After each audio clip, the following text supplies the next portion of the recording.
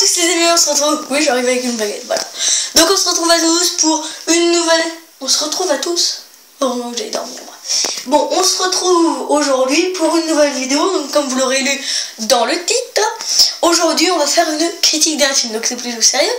Donc c'est le nouveau film, hein, le Disney Live, si je puis dire, du Roi Lion.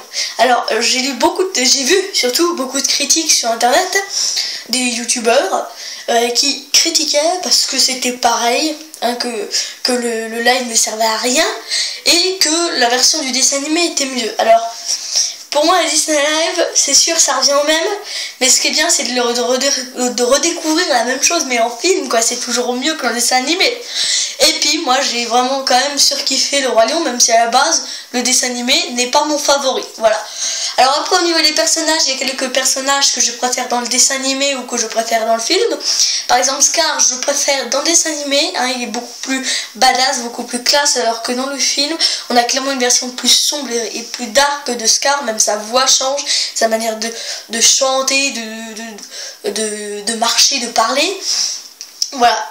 Contrairement à Mufasa, à qui je préfère dans le film, hein, qui est beaucoup plus sage que dans le dessin animé, il y a aussi, comment dire, quelques théories, comme quoi Scar ne serait pas réellement le frère de Mufasa, qui est vite réglé dans la version du live, hein, parce que on dit bien comment as-tu pu faire ça à ton propre frère à la fin. Oui, alors évidemment, pour ceux qui n'ont pas vu le film ou le dessin animé, ne regardez pas la vidéo, hein, une critique, il y aura forcément du spoil dedans.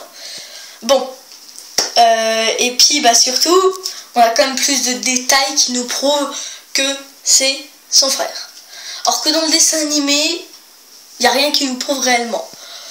Aussi la cicatrice de Scar à l'œil, là, pour vous, voilà, la bonne cicatrice sera de ce côté. Et ben, dans le dessin animé, on peut voir que Scar tue Mufasa en lui lâchant les mains comme ça.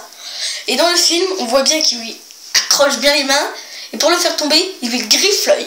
Le même œil auquel il a eu sa cicatrice, ce qui pourrait prouver que c'est Mufasa qui lui a fait ça. Alors, dans le dessin animé de Lion Guard, on dit que Scar a été attaqué par un phacochère, ou un truc comme ça, un rhinocéros, un éléphant, je sais plus exactement. Et donc c'est pour ça qu'il aurait cette cicatrice. La théorie avec Mufasa, il n'y a pas trop d'indices qui peuvent nous le prouver. Par contre, il y a une théorie comme quoi Scar aurait violé Nala. Alors ça, c'est une autre histoire. On peut vraiment avoir plus de preuves dans la chanson qui a été coupée, La folie du roi Scar, The Madness of King Scar en anglais. Et c'est une scène coupée qu'on peut retrouver aussi en français sur YouTube. J'essaierai de vous mettre le lien dans la description de la version française. Et donc on peut voir qu'il essaye de devenir un peu le roi en ayant une reine, donc Nala. Mais bon, au point de la violer, j'y reste un peu moins convaincu, désolé. Alors, une dernière théorie, c'est la théorie de Mufasa, comme quoi Mufasa contrôlerait le temps un peu. Et c'est pour ça que quand Scar serait roi, quand Scar serait roi, et ben c'est pour ça que ça deviendrait désert un peu. Chippy. Bah vous pouvez encore voir ma chienne, hein.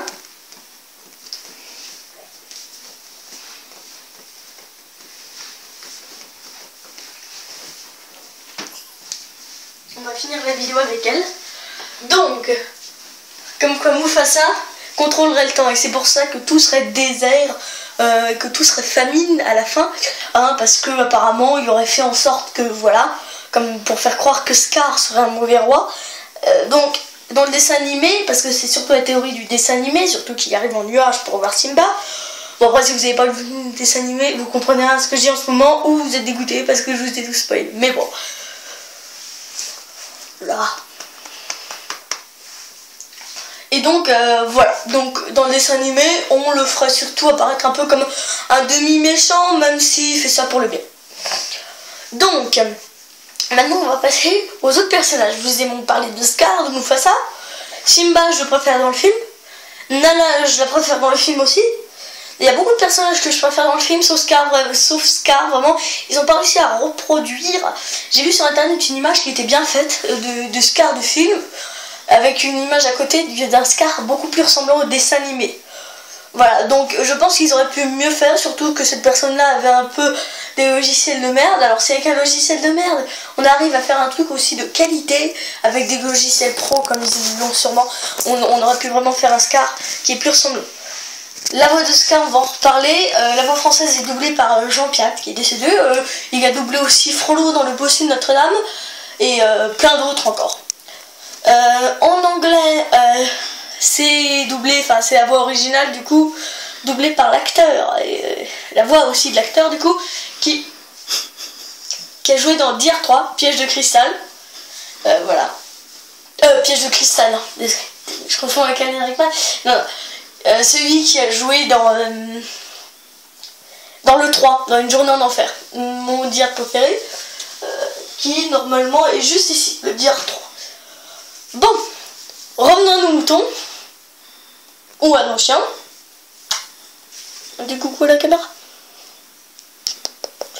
Voilà, dites-moi ce que vous pensez de ce film. J'ai vu récemment, j'y suis même retourné le voir 2 fois au Royaume. Voilà, tellement il était bien, et j'ai hâte qu'il sort en DVD le 22 novembre.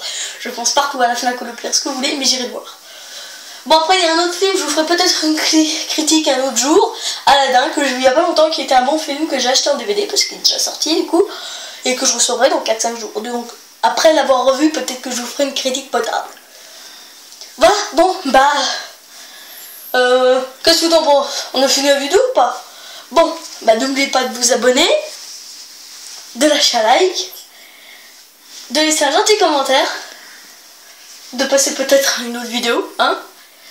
Amixem serait sûrement plus drôle que moi. Et n'oublie pas, c'est l'histoire de la vie. C'est cycle éternel. C'est l'histoire. L'histoire.